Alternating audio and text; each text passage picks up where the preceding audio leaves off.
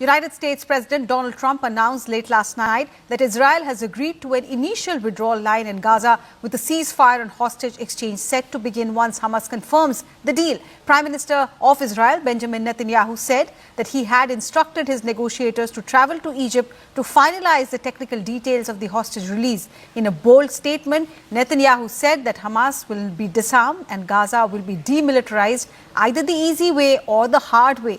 Meanwhile, thousands gathered in Tel Aviv's Hostage Square to mark the 2-year anniversary of October 7th, demanding the Israeli government ensure the safe return of the 48 remaining hostages. So it's been almost nearly 2 years since this incident happened. Several who have been taken hostage. The wait continues for the family.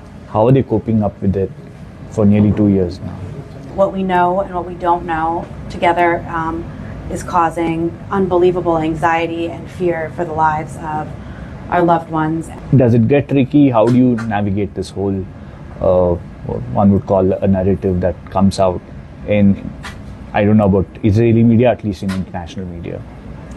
I think, interestingly, as hostage families, our interest is in saving lives.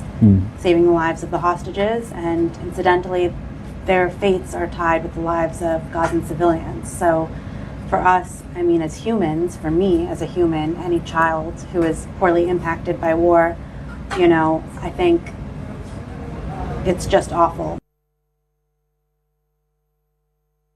Tens of thousands of Israelis took to the streets of Tel Aviv on Saturday night in what has become a rare moment of hope and optimism in Israel and perhaps in the region at large. Both Israel and Hamas seemingly willing to move forward with negotiations and perhaps even with this deal that could end the war in Gaza and secure the release of all 48 hostages still being held there. The Israeli Prime Minister addressing the Israeli public as those protests were taking place, striking quite an optimistic tone. The Israeli Prime Minister saying that he hopes that he will be able to come back to the Israeli public during the Jewish holiday of Sukkot, a week-long holiday that begins on Monday, and be able to announce the good news that all 48 hostages are being returned to Israel. The Prime Minister said that he is dispatching a negotiating team led by his closest advisor, the Strategic Affairs Minister Ron Dermer, to Egypt in the coming days in order to try and close this deal. The Prime Minister said that his goal is going to be to try and limit these negotiations to a matter of days rather than weeks, saying that he will be trying to prevent any stalling tactics from Hamas. We have heard Hamas, of course, express its willingness to release all 48 hostages right up front at the beginning of a ceasefire, according to the terms of President Trump's 20-point plan to end this war. They have said that they're willing to enter into immediate negotiations over this, and we know that a Hamas delegation was indeed set to arrive in Cairo on Saturday night. And so it seems like these negotiations are indeed going to move forward, with President Trump saying that a ceasefire can take immediate effect once Hamas approves the Israeli withdrawal lines for the first phase of this agreement. But make no mistake, despite the momentum and the optimism that is certainly in the air, despite the fact that this moment really does feel different from any other, there are going to be some very tough sticking points to discuss in these negotiations, beginning with those withdrawal lines. The map that President Trump has put forward on social media, these really seem to be the kind of deepest Israeli lines within Gaza for any potential withdrawal that have been discussed over the course of ceasefire negotiations. And so you can bet that Hamas is going to want to counter those. Beyond that, of course, we also know that Hamas in its statements has yet to actually say whether it is willing to disarm, and disarming and Gaza being demilitarized are requirements for the United States and for Israel in order to see this war actually end. And so all of those issues are going to need to be discussed in what are set to be very intense negotiations set to begin in the Egyptian capital of Cairo. But I can tell you from speaking with some of the hostage families on Saturday night, there is a sense of hope and optimism, something that has been sorely missing now for much of the last 2 years.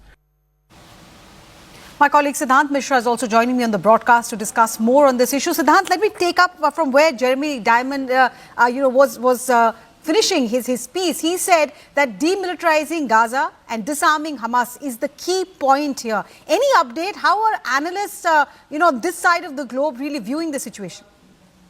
Well, Arunima, now this is kind of a surrender or die situation for Hamas, because on the very first day also President Trump said this very clearly in his social media post, that Hamas needs to accept the proposal by Sunday evening, or heavens will fall.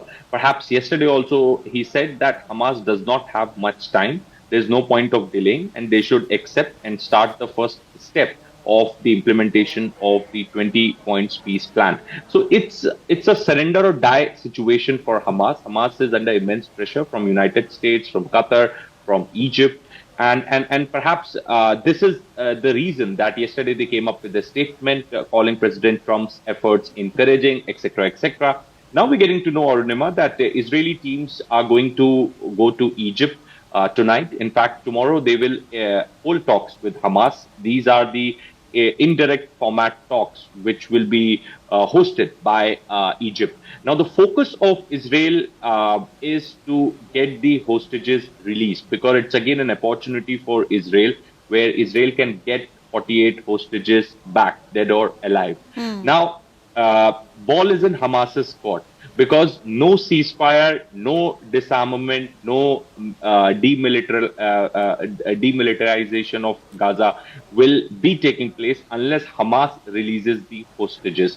In fact, Israeli side has also prepared a list, Arunima, of the Palestinian prisoners, those who can be released, in exchange for the 48 hostages. So that list is prepared. So as I said, that the ball is in Hamas's court. It's a do and die situation for them, surrender or die situation for them. So they don't have much option left